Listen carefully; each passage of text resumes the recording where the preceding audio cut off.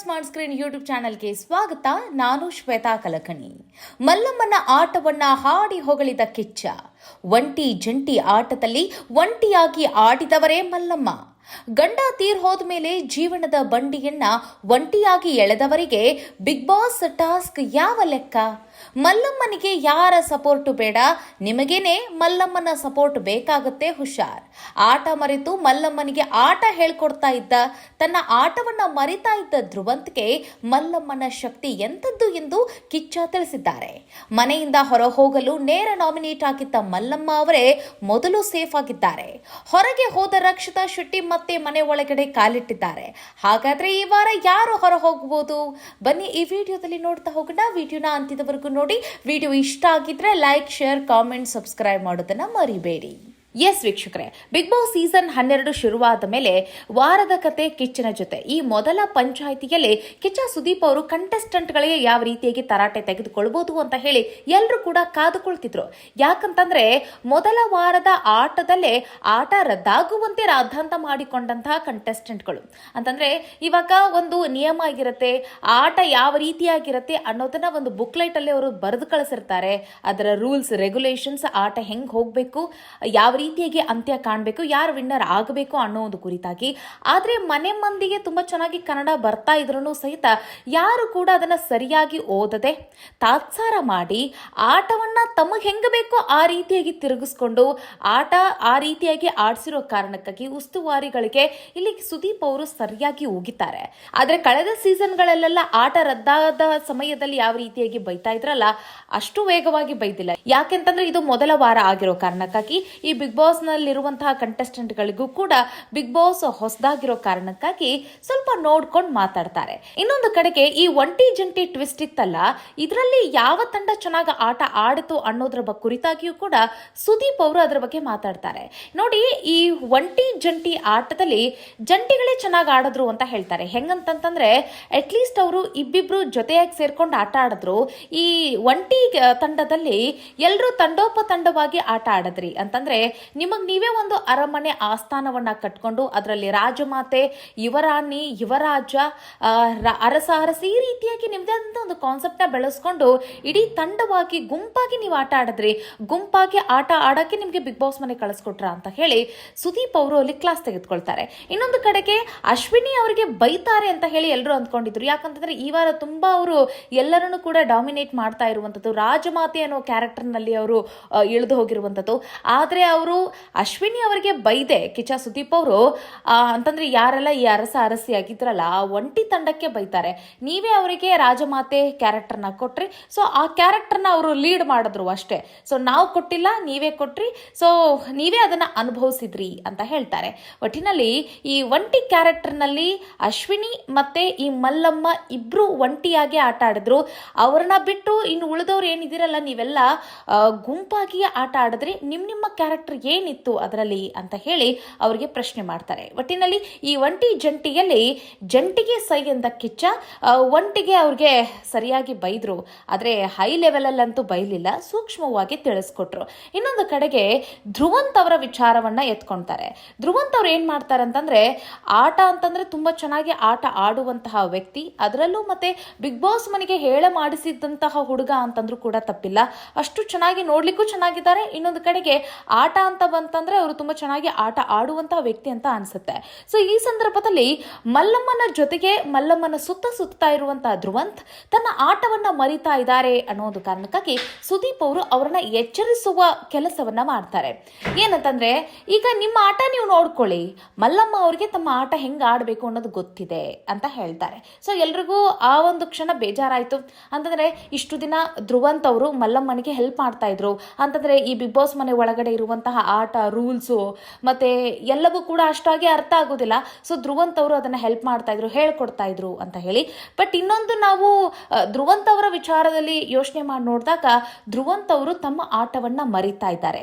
ಈಗ ಧ್ರುವಂತ್ ಅವರು ಅಲ್ಲಿ ಅವರು ಸೋಲೋ ಆಗಿಯೇ ಆಟ ಆಡ್ಲಿಕ್ಕೆ ಹೋಗಿರುವಂತದ್ದು. ಆದ್ರೆ ಮಲ್ಲಮ್ಮನಿಗೆ ಆಟ ಹೇಳ್ಕೊಡೋ ಇದರಲ್ಲಿ ಬರದಲ್ಲಿ ಅವರು ತಮ್ಮ ಆಟವನ್ನ ಮರೆತು ಬಿಗ್ ಬಾಸ್ ಮನೆಯಿಂದ ಹೊರಗಡೆ ಬರುವ ಸಾಧ್ಯತೆ ಹೆಚ್ಚಾಗಿ ಇರುತ್ತೆ. ಸೊ ಹೀಗಾಗಿ ಸುದೀಪ್ ಅವರು ಆ ಒಂದು ಕನ್ಸರ್ನಿಂದ ಧ್ರುವಂತ್ ಅವರಿಗೆ ಎಚ್ಚೆಬಿಸ್ತಾರೆ.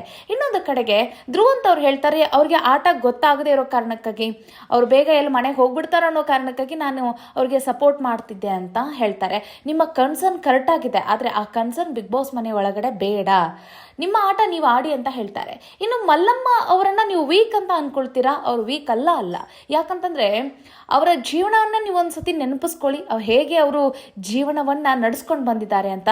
ಮದುವೆ ಆಗಿ 10 ವರ್ಷಕ್ಕೆ ಅವರ ಗಂಡ ತೀರ್ ಹೋದ್ಮೇಲೆ ಈ ಬದುಕನ್ನ ಅಂತಂದ್ರೆ ಈ ಜೀವನವನ್ನ ಒಂಟಿಯಾಗಿ, ಜೀವನದ ಬಂಡಿಯನ್ನ ಒಂಟಿಯಾಗಿ ನಡೆಸ್ಕೊಂಡು ಬಂದಂತಹ ಆ ಮಲ್ಲಮ್ಮನಿಗೆ ಬಿಗ್ ಬಾಸ್ ಮನೆಗೆ ಯಾವ ಲೆಕ್ಕ, ಇಲ್ಲಿರುವಂತ ಆಟ ಮತ್ತೆ ನೀವೆಲ್ಲ ಕಂಟೆಸ್ಟೆಂಟ್ಗಳು ಎಲ್ಲ ಯಾವ ಲೆಕ್ಕ, ಅವರ ಜೀವನದಲ್ಲಿ ಎಷ್ಟೋ ಕಷ್ಟ ಸುಖ ದುಃಖ ಇದೆಲ್ಲವೂ ಕೂಡ ಬಂದು ಹೋಗಿರುತ್ತೆ.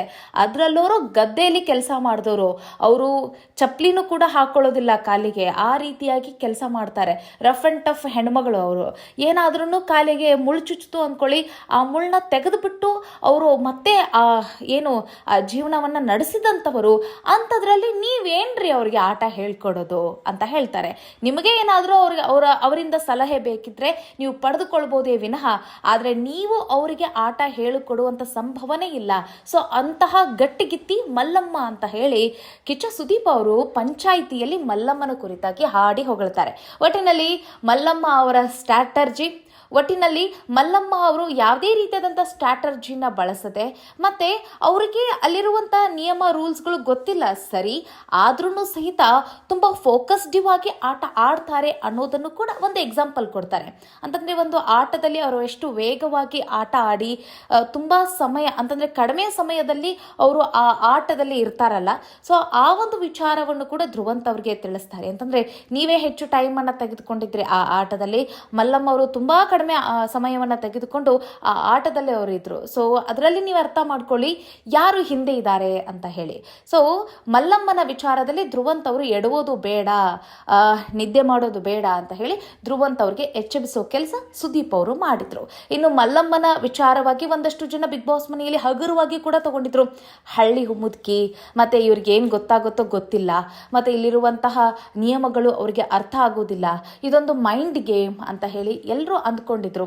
ಅಂತಂದ್ರೆ ಎಕ್ಸಾಂಪಲ್ ಬಂದ್ರೆ ಮಂಜು ಅವರು, ಇನ್ನೊಂದು ಕಡೆಗೆ ಸುದಿ ಅವರು ಅದಕ್ಕಾಗಿ ಅವ್ರನ್ನ ನೇರ ನಾಮಿನೇಟ್ ಮಾಡಿ ಮನೆಯಿಂದ ಹೊರ ಕಳಿಸುವ ಯತ್ನವನ್ನು ಕೂಡ ಮಾಡಿದ್ರು. ಯಾಕೆ ಅಂತಂದ್ರೆ ಅವ್ರಿಗೆ ಇಲ್ಲಿರೋ ಆಟಗಳು ಗೊತ್ತಾಗೋದಿಲ್ಲ, ಮತ್ತೆ ಹೆಂಗ್ ಆಡ್ಬೇಕು, ಏನ್ ಕತೆ ಏನು ಗೊತ್ತಾಗಂಗಿಲ್ಲ.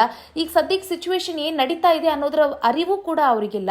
ಸೊ ಇಂಥವ್ರು ಬಿಗ್ ಬಾಸ್ ಮನೆಯಲ್ಲಿದ್ದಾಗ ತುಂಬಾ ಕಷ್ಟ ಆಗುತ್ತೆ, ಇದೊಂದು ಮೈಂಡ್ ಗೇಮ್ ಆಟ. ಸೊ ಹೀಗಾಗಿ ಇನ್ನೊಂದು ಕಡೆಗೆ ಮಂಜು ಅವ್ರು ಹೇಳ್ತಾರೆ, ಅವರು ಅರಸಿಯಾಗಿ ನಮ್ಗೆ ಒಂದೇನೋ ಒಂದು ಮಾತು ಹೇಳ್ತಾರೆ, ಸೊ ಅದಾದ ನಂತರ ಹಳ್ಳಿ ಮುದುಕಿ ಏನೋ ಒಂದು ಅಂದ್ಬಿಡ್ತು ಸಹಿಸ್ಕೊಳ್ರವ ಅಂತ ಹೇಳಿ ಕಣ್ಣೀರು ಹಾಕ್ಬಿಡ್ತಾರೆ.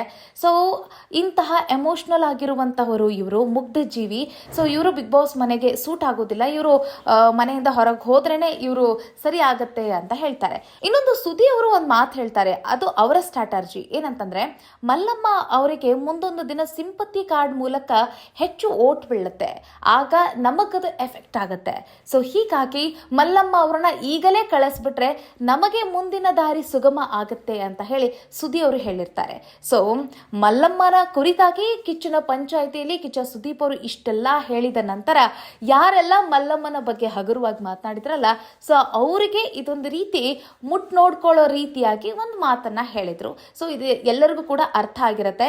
ಇನ್ನು ಮುಂದೆ ಎಲ್ಲರೂ ಕೂಡ ಸರಿಯಾಗಿ ಅವರವರ ಆಟವನ್ನ ಆಡ್ತಾ ಇರ್ತಾರೆ ಅನ್ನೋದನ್ನ ನಾವು ನೋಡಬಹುದು. ನೋಡೋಣ ಯಾವ ರೀತಿಯಾಗಿ ಈ ಮುಂದಿನ ವಾರ ಆಟವನ್ನ ತೆಗೆದುಕೊಂಡು ಹೋಗ್ತಾರೆ ಕಂಟೆಸ್ಟೆಂಟ್ಗಳು ಅಂತ ಹೇಳಿ. ಹಾಗೆ ಮಲ್ಲಮ್ಮ ಅವರು ಯಾವ ರೀತಿಯಾಗಿ ಇನ್ನೂ ಚೆನ್ನಾಗಿ ಆಟ ಆಡ್ತಾರೆ ಅನ್ನೋದನ್ನ ನೋಡ್ಬೇಕಾಗುತ್ತೆ. ಮಲ್ಲಮ್ಮನ ಬಗ್ಗೆ ಇನ್ನೊಂದು ಹೇಳಬೇಕು ಅಂತಂದ್ರೆ, ಅವರು ಸೀರೆನ ಸೈಡ್ಗಿಟ್ಟು ಅವರು ಪ್ಯಾಂಟ್ ಶರ್ಟ್ ಹಾಕಿಕೊಂಡು ಬಂದು ಆ ಆಟವನ್ನ ಆಡ್ತಾ ಇದ್ರಲ್ಲ ತುಂಬಾ ಫೋಕಸ್ಡಿವ್ ಆಗಿ. ಸೊ ಅದರಲ್ಲೇ ಮನೆ ಮಂದಿ ಅರ್ಥ ಮಾಡ್ಕೊಳ್ಬೇಕು ಮಲ್ಲಮ್ಮ ಯಾವ ರೀತಿಯಾಗಿ ಆಟ ಆಡ್ತಾರೆ ಅಂತ ಹೇಳಿ. ಸೊ ಅವ್ರ ಬಗ್ಗೆ ಇನ್ನು ಹೆಚ್ಚಾಗಿ ಯಾರು ಎಲಬ್ರೇಟ್ ಮಾಡೋದೇ ಬೇಡ, ಕೆಟ್ಟದಾಗಿ ತುಂಬಾ ಚೆನ್ನಾಗಿ ಆಟ ಆಡ್ತಾರೆ.